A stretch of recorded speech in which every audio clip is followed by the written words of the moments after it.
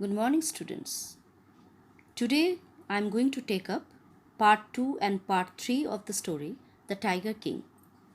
But before I go forward, let me ask a question.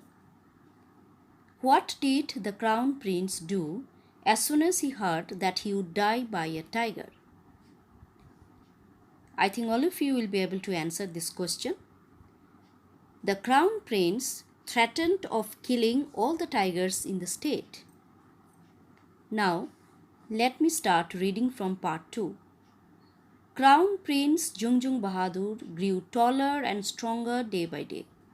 No other miracle marked his childhood days apart from the event already described. So, what was the event referred to here?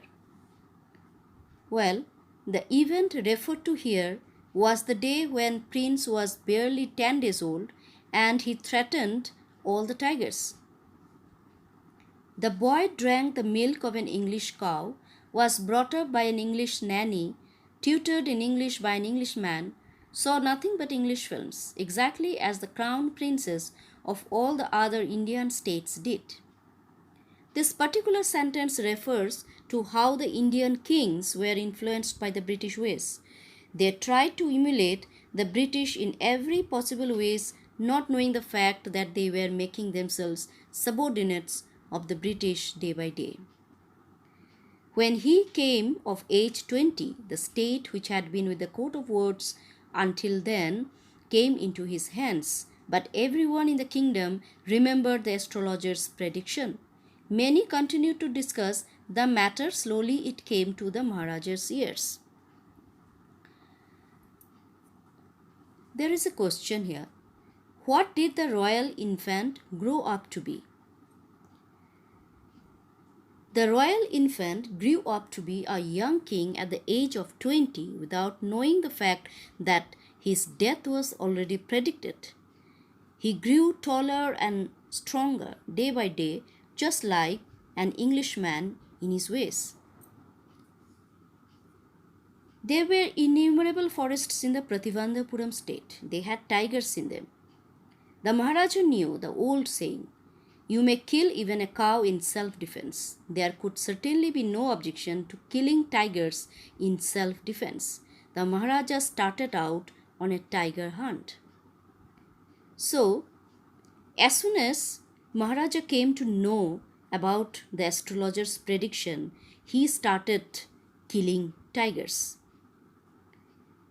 There were innumerable forests in Pratibandhapuram where there were many tigers. And the logic behind his killing of tiger was that he must take actions in self-defense. The Maharaja was thrilled beyond measure when he killed his first tiger. He sent for the state astrologer and showed him the dead beast. "What do you say now?" he demanded. "Your Majesty may kill 99 tigers in exactly the same manner, but..." The astrologer drawled, "But what? Speak without fear.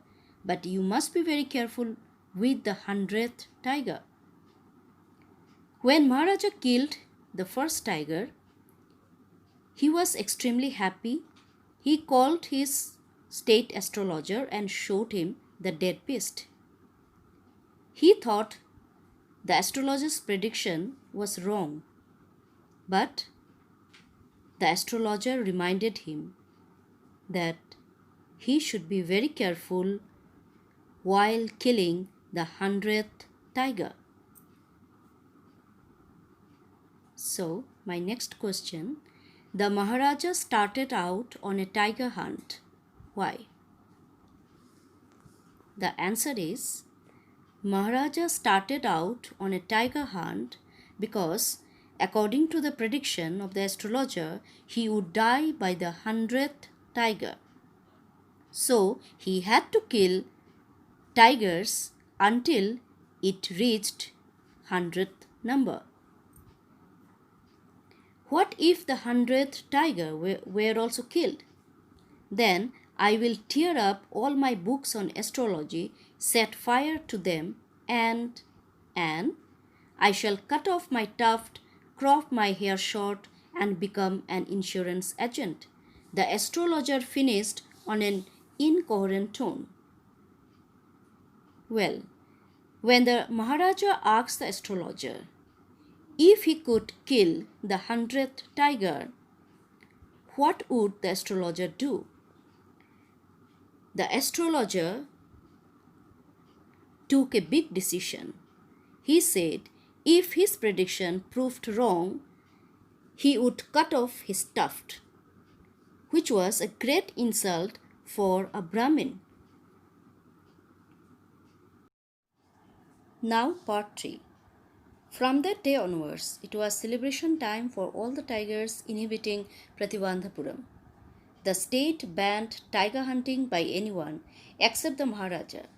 A proclamation was issued to the effect that if anyone dared to fling so much as a stone at a tiger, all his wealth and property would be confiscated. So, the question is, what is the irony in the colored lines? The sentence is ironical in the sense that the tigers in the kingdom were celebrating the fact that nobody else could kill them other than the king, but they did not know the fact that the king's decree was going to be a curse on them soon. The Maharaja vowed he would attend to all other matters only after killing the 100 tigers. Initially, the king seemed well set to realize his ambition. Not that he faced no dangers. There were times when the bullet missed its mark. The tiger leapt upon him and he fought the beast with his bare hands. Each time it was the Maharaja who won. Now Maharaja took a vow that he would attend to all other matters only after killing the 100 tigers.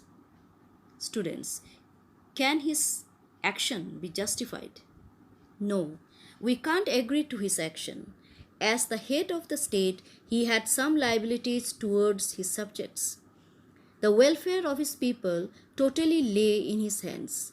But the Maharaja gave all his attention towards killing tigers till he reached 100, only because he would die by the 100th tiger. Was he trying to become immortal? Was he trying to show his power on the innocent animals? Was he aware of the fact that he was doing a great injustice on innocent tigers? At another time, he was in danger of losing his throne. A high-ranking British officer visited Pratibandhapuram. He was very fond of hunting tigers and fonder of being photographed with the tigers he had shot. As usual, he wished to hunt tigers in Pratibandhapuram, but the Maharaja was firm in his resolve. He refused permission. I can organize any other hunt. You may go on a bow hunt, you may conduct a mouse hunt, we are ready for a mosquito hunt, but tiger hunt, that's impossible. Now, a great problem came in front of the Maharaja. A high-ranking British officer visited his state and expressed his willingness to kill tiger. But Maharaja was not ready to give permission to anybody else for killing tigers. The question is, what did the high-ranking British officer wish to do? Was his wish fulfilled? The high-ranking British officer wished to kill tiger in the state of Pratibandhapuram, and his wish was not fulfilled. The British officer's secretary sent word to the Maharaja through the Diwan that the Durai himself did not have to kill the tiger. The Maharaja could do the actual killing. What was important to the Durai was a photograph of himself holding the gun and standing over the tiger carcass. Well, the sentence is highly ironical in the sense that even that British officer did not want to kill the tiger himself. He was even ready that the Maharaja would do the actual killing and he will just get a photograph by standing over the tiger's carcass holding the gun. But the Maharaja would not agree to his proposal. If he relented now, what would he do if other British officers turned up for tiger hunts? Because he prevented a British officer from fulfilling his desire, the Maharaja stood in danger of losing his kingdom itself. Now, as the British officer was very angry with the Maharaja, so the Maharaja was in the danger of losing his kingdom. The Maharaja and the Diwan held deliberations over this issue. Now, Maharaja and his minister held meetings over this issue.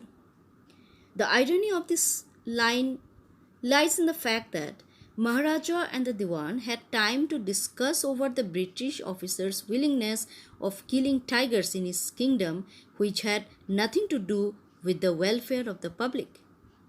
As a result, a telegram was dispatched forthwith to a famous British company of jewelers in Calcutta. Sent samples of expensive diamond rings of different designs. Some 50 rings arrived. The Maharaja sent the whole lot to the British officer's good lady. The king and the minister expected the Duraisani to choose 1 or 2 rings and sent the rest back. Within no time at all, the Duraisani sent her reply. Thank you very much for your gifts. In 2 days, a bill for 3 lakh of rupees came from the British jewelers. The Maharaja was happy that though he had lost 3 lakh of rupees, he had managed to retain his kingdom. Now, after doing several discussions with the minister, the Maharaja sent some 50 diamond rings to the wife of the British officer. The Maharaja thought the British lady would keep 1 or 2 and would send back the rest, but it did not happen so. Well, the Maharaja was happy that though he had lost 3 lakh of rupees, he had managed to retain his kingdom. Now the question is, how did Maharaja manage to save his throne?